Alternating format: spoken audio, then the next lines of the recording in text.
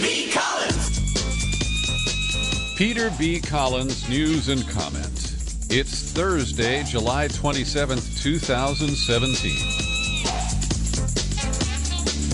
It appears the corporate media is blacking out an interesting story based on an investigation of IT staff who worked for Debbie Wasserman-Schultz, the Florida Congresswoman and former chair of the Democratic National Committee. And I must admit at the outset that my interest in this story is partly driven by my loathsome feelings about Debbie Wasserman-Schultz. I like to acknowledge my biases. I have interviewed Debbie Wasserman-Schultz 3 times, twice in person, once by phone. And I found her to be a slippery, slimy corporate Democrat, an apologist for the state of Israel, and really a Democrat in name only. And the way she ran the party and the way she maneuvered to disadvantage Bernie Sanders in the primary of 2016, including the money laundering that occurred at the Democratic National Committee.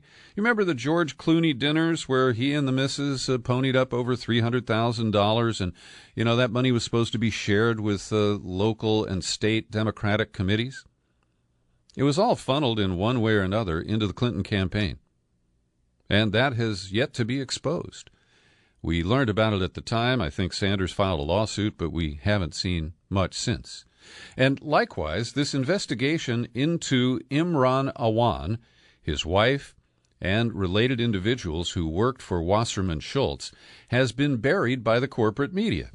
And that leaves me a little queasy because I have to rely on conservative media.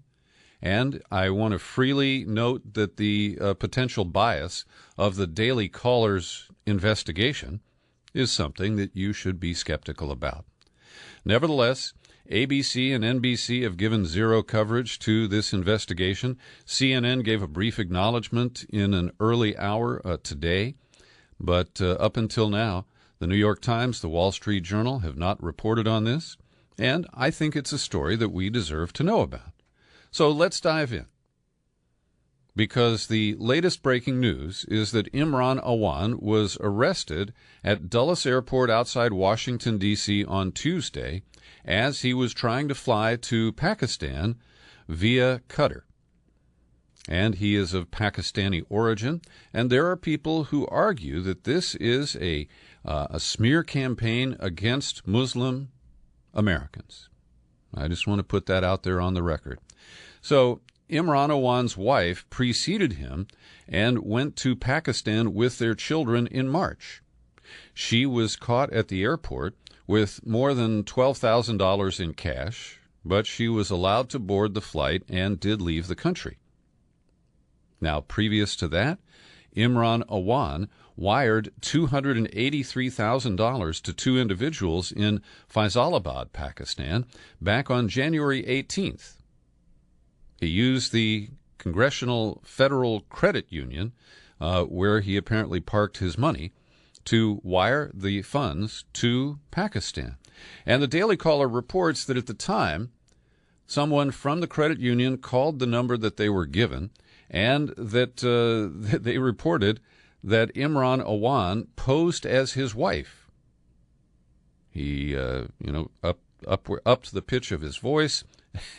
And when challenged on the purpose of this wire transfer, initially in the form they said it was for funeral expenses.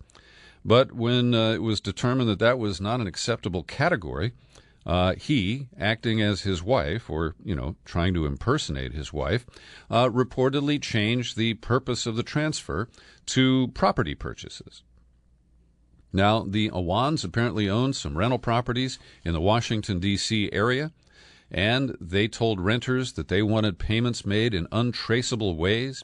Some of the money was reportedly paid to the mother, actually the mother-in-law of Imran Awan.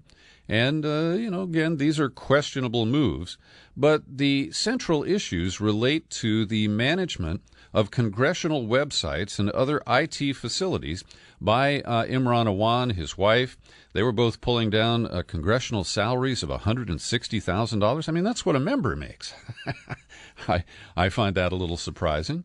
And there are many issues that have been raised about the work that they did and whether or not Imran Awan was fleecing the government. There have been implications of fraud. But so far, he is charged only with some mortgage fraud, where apparently the claims of occupying the residence and other minor infractions have been found. So I want to be clear here that I don't have an indictment to level against Imran Awan or Debbie Wasserman-Schultz. But given the attention to the Russia hacking story, given the attention to all the Trump-Russia narrative elements, this is a legitimate story. And yet the corporate media, and MSNBC is the biggest offender, they don't really cover the news on a broad basis. They cherry-pick stories targeted for a specific audience, and they pander to that audience. And not even a passing mention, oh, by the way, Debbie Wasserman-Schultz, there's an investigation underway. They just completely black it out. And I'm not comfortable with that. So over at BuzzFeed, and I'm still trying to get a bead on exactly the politics of BuzzFeed, but they published a lengthy piece about 10 pages long, and it's entitled, "Here's the Deal with the Democratic IT Staffer Who Was Arrested for Bank Fraud." Now, my tentacles went up because in the sub-headline, the term unfounded conspiracy theories is introduced, and it is repeated 4 or 5 more times in the body of the article. And as you know, my bullshit detector goes into high gear when people claim that you must dismiss a story because it's part of a conspiracy theory. And there are speculative comments that are out there coming from Fox News, and in particular, Geraldo Rivera and Sean Hannity, speculating that Imran Awan may actually have been the leaker, claiming that he had the passwords to an iPad that Debbie Wasserman-Schultz used for her DNC messaging traffic. Now, I want to be clear.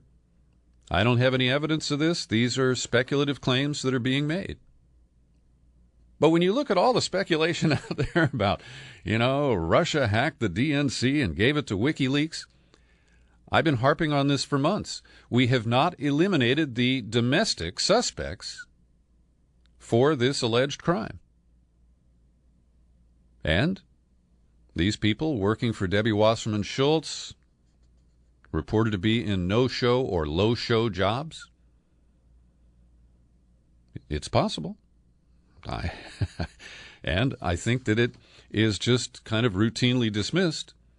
We'll get to a quote from a DNC spokesperson in a moment here. But there is concern that these individuals may be targeted because of their Pakistani Muslim heritage. Congressman Gregory Meeks, who terminated the wife as an employee of his office because the investigation started, said, "I wanted to be sure individuals are not being singled out because of their nationalities or their religion. We want to make sure everybody is entitled to due process. As of right now, I don't see a smoking gun," says Congressman Meeks. "I've seen no evidence that they were doing anything that was nefarious."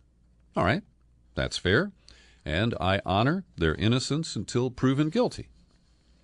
Now, we also have learned that these individuals, who, as I mentioned, were pulling down pretty hefty salaries as congressional employees, we're not really sure the extent to which they may have been involved in dirty deeds. And defenders say, here's an attorney for the wife, people are trying to make it out like these guys were the top secret computer people. They were literally the guys who installed Word and Excel on your computer, set up your email on your computer. They had no access to any confidential document ever. It's a completely ridiculous statement. And Politico said that Awan and associates didn't have access to classified information. Now, let's be clear. The information on the DNC server was not classified. And so this appears to be a denial of something that is not alleged. And I'm always wary of those kinds of denials. And here comes one from, Xochitl Hinojosa, spokesperson for the DNC, referring to Imran Awan. He was never employed by the DNC. No one has alleged that. The U.S. intelligence community has concluded that Russia was behind the DNC hack, and any suggestion to the contrary is laughable. Well, I don't think it's laughable. I think it's laughable that so many people have bought into the evidence-free claims of the intelligence community that have been amplified by the corporate media based on their insider leaks and access to classified documents that we're not permitted to see. And I'm no fan of Sean Hannity or Geraldo Rivera. In fact, one time in New York, I was at a restaurant. I was dining solo, and the maitre d' offered me a seat at a table where I would have been elbow to elbow with Geraldo Rivera. I said, you have anything by the window? At any rate, the speculation that they're offering, I don't think should be dismissed out of hand. Because these people had the means, and I don't know what motive they would have had. But we should not simply dismiss it out of hand because the PAC journalists, led by Rachel Maddow, tell us, oh, no, look over here, don't look over there. And by the way, even Forbes magazine online has published a story about this, calling it the exploding DNC IT fiction. And I don't recommend you read the Forbes story because they just force you to watch a lot of ads. It's really annoying. Now to the issue that Trump distracted America with tweets yesterday morning. A hateful, ignorant message decreeing that transgender persons will not be permitted to serve in the military in any capacity. And as we reviewed for you yesterday, this is not based on any study. He claims he talked to generals, his generals, but he doesn't name any. And General Mattis, who runs the Pentagon, was advised of the decision. We have no indication that he was a participant. He's said to be on vacation this week, and I guess he just looked at his Twitter to see what the latest from the Orange Monster was. But according to Politico, here's the real reason why Trump did this. House Republicans were planning to pass a spending bill stacked with Trump's campaign promises, money to build a border wall. But insiders feared they might not have the votes to pass the legislation because defense hawks wanted a ban on Pentagon-funded sex reassignment operations, something the GOP leaders wouldn't give them. They turned to Trump. But as, I don't know who's responsible for this quote. Oh, it's an unnamed Republican source. This is like someone told the White House to light a candle on the table, and the White House set the whole table on fire. But it shows that Trump will discard any group of people if he finds it politically expedient. And there have been so many people thrown under the bus in Washington, D.C. in the last week or so. They've had to raise the height of buses to make room for all of the victims. Chelsea Manning wrote a powerful op-ed in today's New York Times, really talking back to Trump. She says the sudden reversal by the administration from allowing trans people to serve openly to outright banning us is a devastating blow to our livelihoods, our basic humanity, our survival, and a devastating blow to the entire credibility of the United States military for years to come.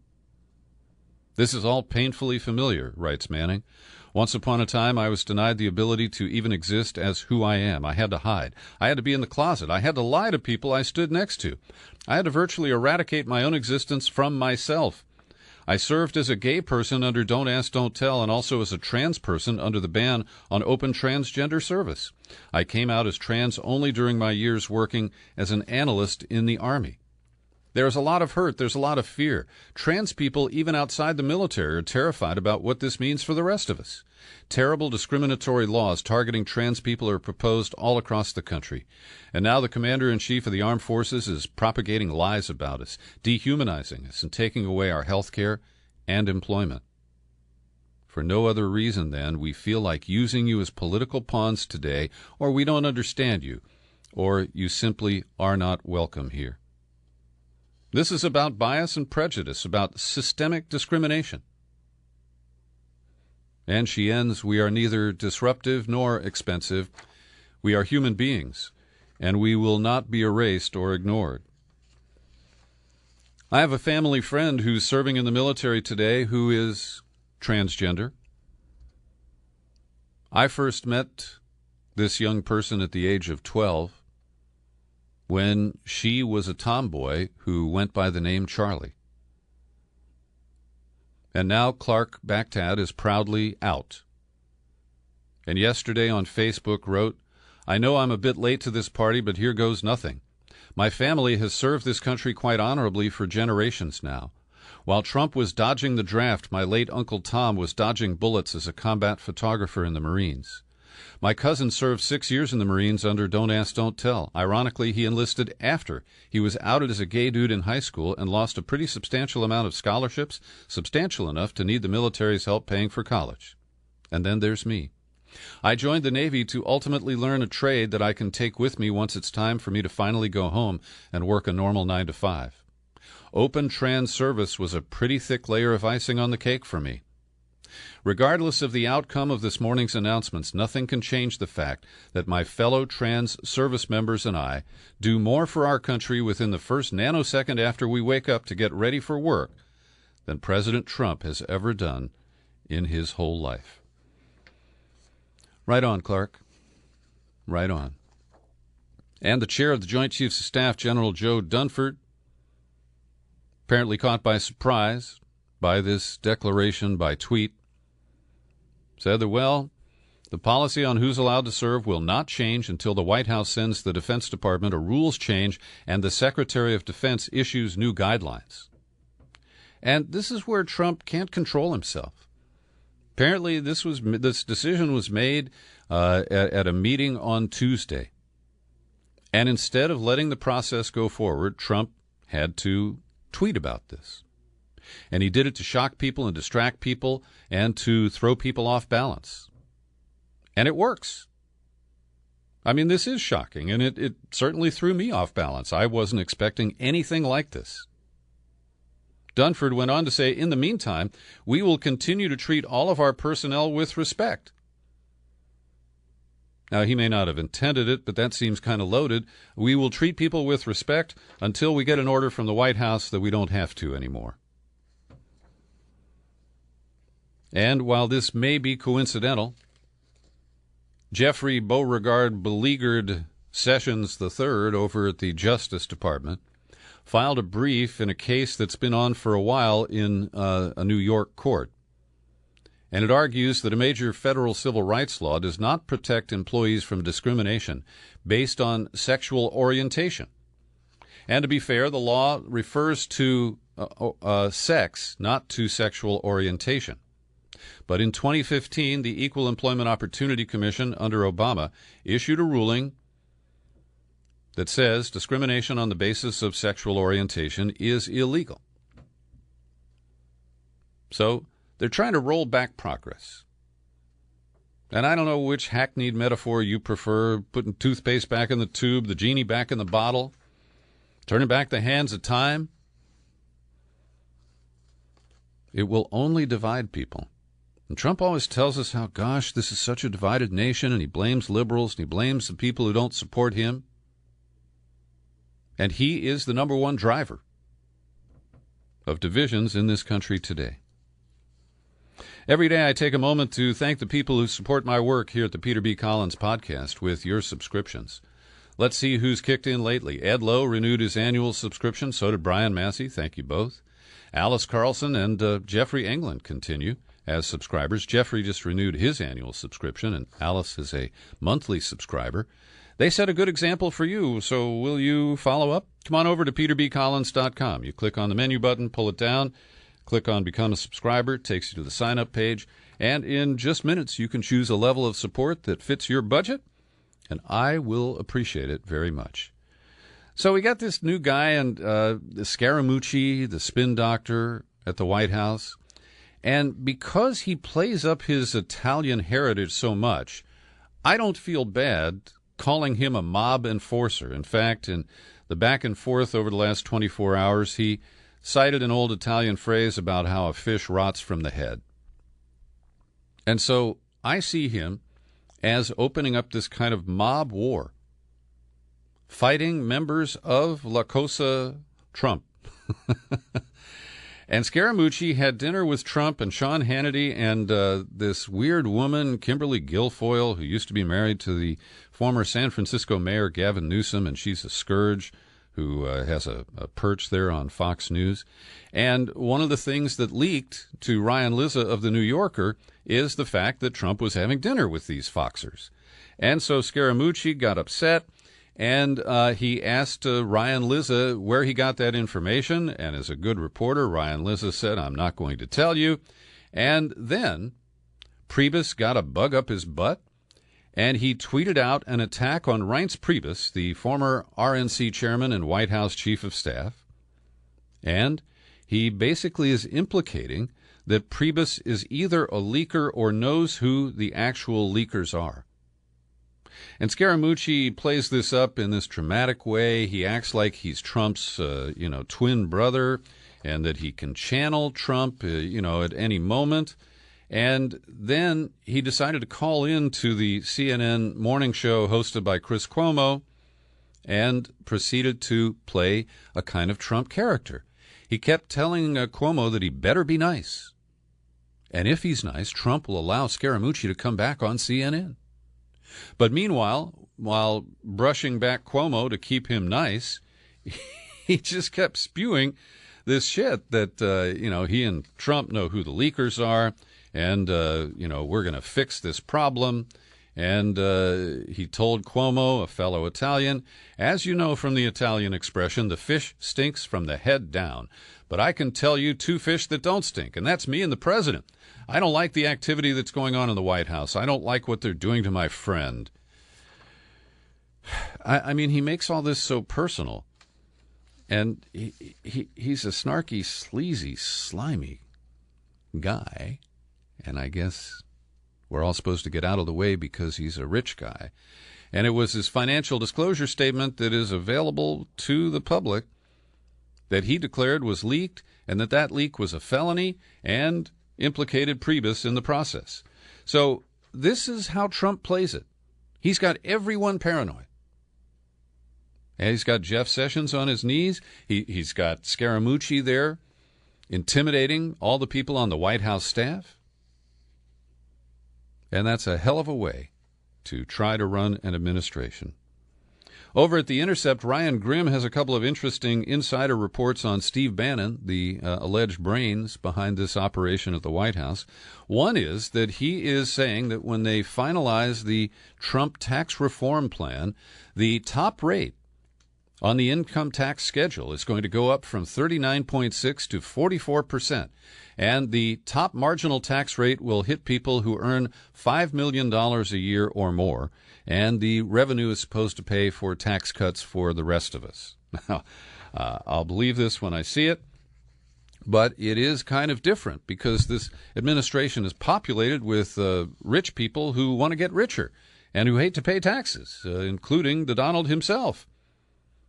Where are those tax returns? Bannon also is reported by Ryan Grimm to be in favor of regulating Facebook and Google like public utilities, like electricity generating companies. That seems to fly in the face of the free market attitude of Republicans in general and the Trumpers in particular. Now to the effort to kill Obamacare, or at least shrink it so they can drown it in the bathtub. Well, the health insurance lobby, America's Health Insurance Plans, has come off the sidelines saying, please don't just repeal Obamacare and leave us with nothing, because if you repeal the individual mandate, the whole thing is going to crater. And the actuaries will tell us we've either got to raise premiums or deny coverage to people. And it's reaching that point where even if the Senate doesn't succeed in passing anything, the damage to Obamacare is done. Bernie Sanders said after a ruling from the Senate parliamentarian that one provision violates the rules that are being used to try to push this through with only 51 votes, and that is the reconciliation process. And Sanders from Vermont said the function of reconciliation is to adjust federal spending and revenue, not to enact major changes in policy. The parliamentarian's latest decision reveals once again that Republicans have abused the reconciliation process in an attempt to radically change 1/6 of the American economy. And Ryan Zinke, the Interior Secretary, was ordered by Trump to level threats at Alaska Senator Lisa Murkowski because she voted against the debate, opening debate, and she also has voted against the various forms of Obamacare repeal that have hit the Senate floor so far. And so Trump told Zinke to tell Murkowski that Alaska will be in jeopardy in terms of future benefits from the administration.